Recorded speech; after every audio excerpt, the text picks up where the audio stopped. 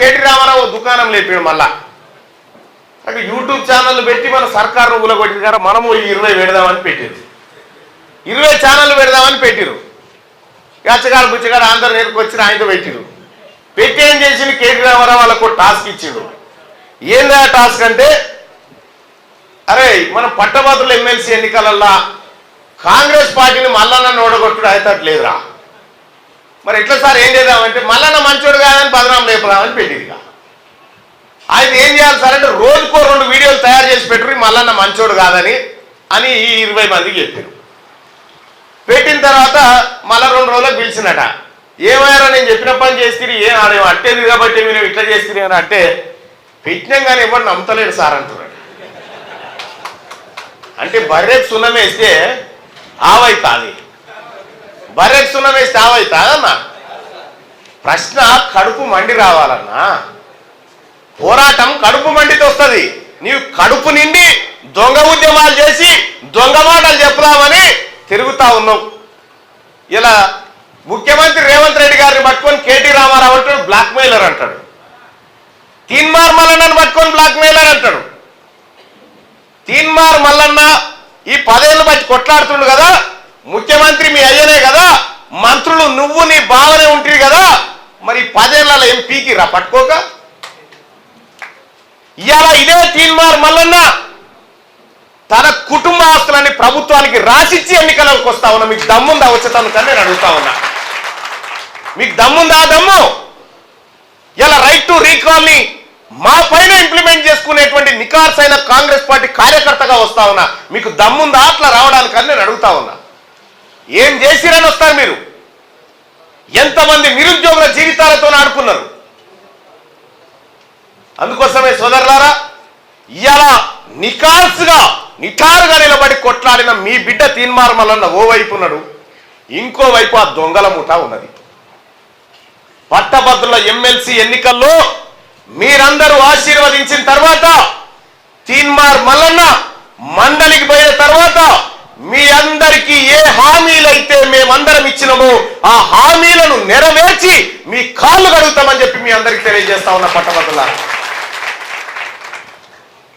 ఆయన అంటాడు అప్పుడు ప్రతిపక్షంలో ఉన్నావు ప్రశ్నించినావు, మరి ఇప్పుడు ఎట్లనంటే అప్పుడు ఉన్నోడు గాడిది ముఖ్యమంత్రి, వాడిని ప్రశ్నించినా వాడి మీద నీళ్లు పోసినా ఎందుకు పనికి రాకుండా పోయింది. ఇలా బాధ్యత గల ప్రభుత్వం ఉంది. అప్పుడు ప్రశ్నించే స్థానంలో ఉన్నాం, ఇప్పుడు అమలు చేసే స్థానంలో ఉన్నాం. అందుకోసమే చెప్తా ఉన్నా నిరుద్యోగ సోదరులారా, ఎక్కడ కూడా మీరు అధైర్యపడకండి, మీకు అండగా కాంగ్రెస్ పార్టీ ప్రభుత్వం ఉండబోతా ఉంది. ఇక ఏజెన్సీల వ్యవస్థ తీసుకొచ్చిన పుణ్యాత్ములు రకరకాలుగా ఎంతో మంది పేద బిడ్డలను ఉద్యోగాలు ఇచ్చింది. ఎందుకంటే రాజశేఖర రెడ్డి గారు, కిరణ్ కుమార్ రెడ్డి గారు, రోషయ్య గారు ఇట్లా చెప్పుకుంటూ పోతే కాంగ్రెస్ పార్టీ ప్రభుత్వాలు ఇచ్చినాయి మెగా డిఎస్సీలు. ఇలా గ్రూప్ 2, గ్రూప్ 3 పోస్టులు పెంచాల్సినటువంటి అవసరాన్ని రాష్ట్ర ప్రభుత్వం గుర్తించింది. అలాగే పీఈటీ పోస్టులు భర్తీ చేయాల్సినటువంటి అవసరాన్ని రాష్ట్ర ప్రభుత్వం గుర్తించింది. నోటిఫికేషన్ల విషయంలో, జాబ్ క్యాలెండర్ల విషయంలో రాష్ట్ర ప్రభుత్వం టెన్షన్గా నిర్ణయం తీసుకోబోతా ఉంది. ఈ ఆగస్టులో రిటైర్మెంట్లు ఉన్నాయి. ఈ 3 ఏళ్ళు బట్టి లేకుండా, ఎందుకంటే వాళ్ళకు రిటైర్మెంట్ బెనిఫిట్స్ ఇవ్వాల్సి వస్తుందని కేసీఆర్ 3 ఏళ్ళు వయసు పెంచాడు. ఎవరు అడిగింది లేదు, రోడ్డు మీదకి ఎక్కి మాకు ఎక్స్టెన్షన్ చేయాలని కోరినోడు లేడు. ఎందుకు ఇచ్చినావా అంటే మరి ఇలా ఇచ్చేతానికి పైసలు లేవు, రిటైర్ అయితే ఇవ్వాలి కదా బెనిఫిట్స్ అని, ఇచ్చేతానికి పైసలు లేవని 3 ఏళ్ళు పెంచి అవతల పడి ఈడ నొప్పిపోయాడు. ఇది బాధ్యతగా తీసుకుంది కాంగ్రెస్ పార్టీ ప్రభుత్వం.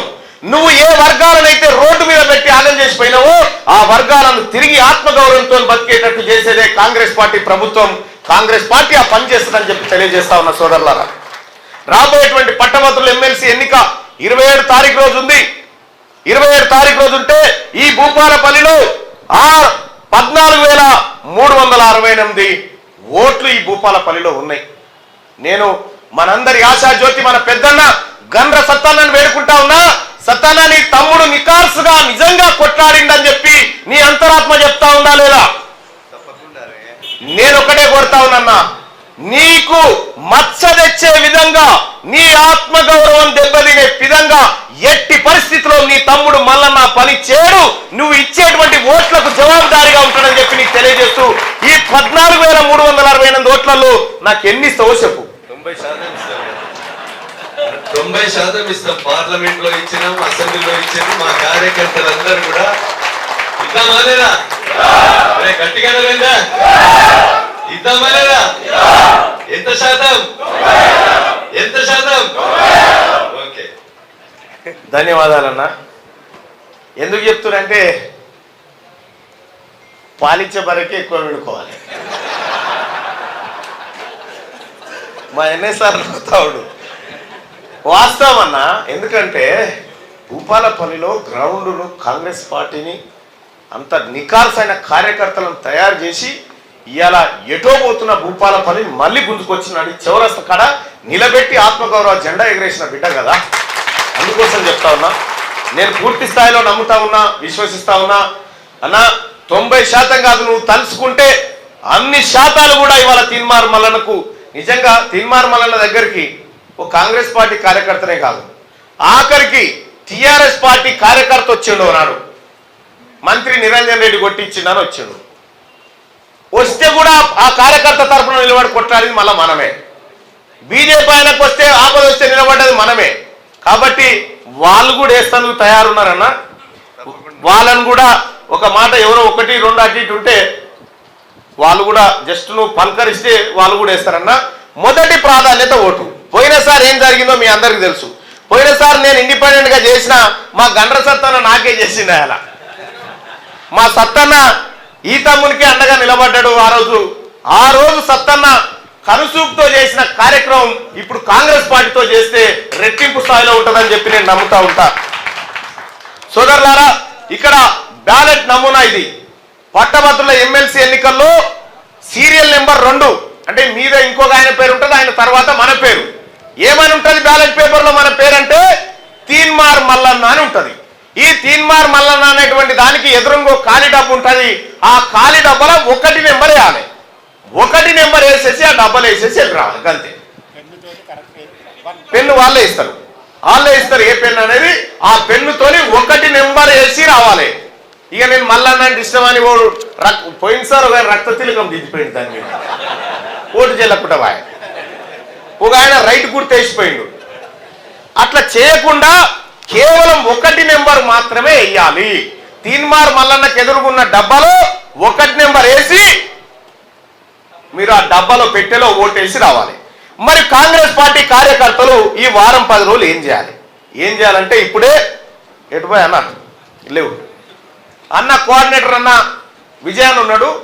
అలాగే ఎప్పటికప్పుడు ఈ అంశాన్ని పర్యవేక్షించడానికి మా రవి ఉన్నాడు. ఇక్కడ రవి కూడా ఉన్నాడు. ఎక్కడన్నా డౌట్ ఉంటే వీళ్ళని అడిగి తెలుసుకోవచ్చు. ఒకవేళ వీళ్ళు కూడా చెప్పలేకపోతే సకాసా తన కొట్టుకుపోదు. ప్రతిరోజు పర్యవేక్షిస్తారు. ఈవినింగ్ ఏం జరుగుతుంది అనేది ఖచ్చితంగా రివ్యూ చేస్తూ ఉంటారు. కాబట్టి కాంగ్రెస్ పార్టీ కార్యకర్తలారా, కుటుంబ సభ్యులారా, ఈ పాంప్లెట్ తీసుకొని ప్రతి ఓటర్ను పోయి కలవండి. ప్రతి ఓటర్ మీ ఊర్లో ఎవరు ఆయన కలిసి ఇగో మా సత్తన్న తమ్ముడు మల్లన్న పంపించిండు, పట్టభద్రుల ఎమ్మెల్సీ ఎన్నికల్లో నిలబడుతుండు, అన్నగారికి మొదటి ప్రాధాన్యత ఓటేసి గెలిపించమని చెప్పురి. ఈ ఓటు తీన్మార్ మల్లన్నకు కాదు, ఈ ఓటు గండ్ర సత్తన్నకు, ఈ ఓటు రాహుల్ గాంధీకి, ఈ ఓటు మన అన్న రేవంత్ రెడ్డి గారికి ఇస్తున్న ఓటుగా భావించాల్సిందిగా కోరుతా ఉన్నాం. ఇక్కడ బలమైన మెజార్టీ ఇచ్చి కాంగ్రెస్ పార్టీని గెలిపించండి. ఇప్పటి వరకు వరంగల్, నల్గొండ, ఖమ్మం పట్టభద్రుల ఎమ్మెల్సీ ఎన్నికల్లో కాంగ్రెస్ పార్టీ ఇప్పటి వరకు గెలవలేదు. మొట్టమొదటిసారిగా జెండా ఎగరవేయబోతా ఉంది కాంగ్రెస్ పార్టీ ఈ వరంగల్, నల్గొండ, ఖమ్మం పట్టభద్రుల ఎమ్మెల్సీ ఎన్నికల్లో. అలాగే మీకు ఓటర్ లిస్టు, మీకు పాంప్లెట్లు, మీకు ఎన్నికల సామాగ్రి అంతా అన్నగారు మీకు మండలాల వారీగా, గ్రామాల వారీగా డిస్ట్రిబ్యూట్ చేస్తారు. తీసుకొని పోయి ఇవాళ సాయంత్రమే పోయి ఎవరెవరు ఉన్నారని ఎంక్వైరీ చేసి ఒక్క ఓటర్తో కనీసం మీరు గ్రామ శాఖలంతా కలిసి 3 సార్లు 4 సార్లు మాట్లాడాలి. ఎవరన్నా జర ఇటాట్ అనిపిస్తే పోయి అన్నాని బతులాడాలి. ఎందుకంటే మనము ఒక అఖండ విజయాన్ని ఆ తల్లి సోనియా గాంధీకి ఇవ్వాలి. కాబట్టి మీరంతా గట్టిగా కృషి చేసి భూపాలపల్లిలో కాంగ్రెస్ పార్టీ జెండా ఎమ్మెల్సీ ఎన్నికల్లో ఎగరేలా చేయాలని చెప్పి మీ అందరికీ పేరు పేరున తెలియజేస్తా ఉన్నా. సోదరులారా, ఇంకొక విషయం చెప్తా, ఇది ఫైనల్ విషయం, గుర్తుపెట్టుకోండి. వేదిక మీద ఉన్న పెద్దలు కానీ ముందున్నటువంటి పట్టభద్రులు కానీ కాంగ్రెస్ పార్టీ కుటుంబ సభ్యులు కానీ మీడియా సోదరులు కానీ నా కుటుంబ సభ్యులైనటువంటి మీడియా సోదరులను కూడా మీ అమూల్యమైన మొదటి ప్రాధాన్యత ఓటును అభ్యర్థిస్తా ఉన్నాను. వేయాల్సిందిగా మీ కుటుంబాలను మీ వేయాల్సిందిగా రిక్వెస్ట్ చేస్తా ఉన్నాను. ఒకటి ఫైనల్ గా ఈ భూపాలపల్లి గడ్డకు నా అన్న సాక్షిగా చెప్తా ఉన్నా, నాకు జన్మనిచ్చిన తల్లిదండ్రి సాక్షిగా మీ ఓట్లను వృధా చేయనని చెప్పి మీ ఓట్లను ఆత్మగౌరవంతో నిలబెట్టేలా చూస్తానని చెప్పి మీ అందరికి తెలియజేస్తూ ఈ అవకాశాన్ని కల్పించినటువంటి మా అన్న పెద్దలు గండ్ర సత్తన్నకు అలాగే వేదిక మీద ఉన్నటువంటి కాంగ్రెస్ పార్టీ కుటుంబ సభ్యులందరికీ ఇక్కడికి ఇచ్చేసినటువంటి అందరికీ పేరు పేరున మరొకసారి శిరస్సు వంచి ధన్యవాదాలు తెలియజేస్తూ అలాగే సిపిఎం పార్టీ నాయకత్వం కొద్దిసేపటి క్రితమే మనకు సంపూర్ణ మద్దతును ప్రకటిస్తూ ఇక కొద్దిసేపటి క్రితమే లేఖను కూడా ఇవ్వడం జరిగింది తమ్మినేని వీరభద్రం గారు. ఆయనకు కూడా ప్రత్యేక ధన్యవాదాలు తెలియజేస్తా ఉన్నాం సిపిఎం పార్టీ నాయకులకు. అలాగే సిపిఐ కూడా తన సంపూర్ణ మద్దతును తెలియజేసింది. అలాగే టీజేఎస్ తెలియజేసింది. ఉద్యోగ సంఘాలు, పిఆర్టీలు, యూటీఎఫ్లు అన్ని సంఘాలు దాదాపుగా తెలియజేసినాయి. సింగరేణి కార్మిక సంఘాలకు కూడా నేను విజ్ఞప్తి చేస్తా ఉన్నా సోదరులారా, నేను మీ కార్మికుల పక్షపాతిని.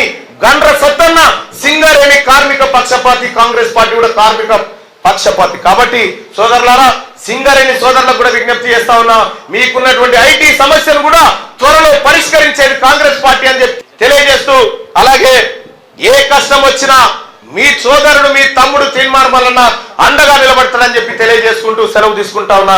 ధన్యవాదాలు తెలియజేస్తాం.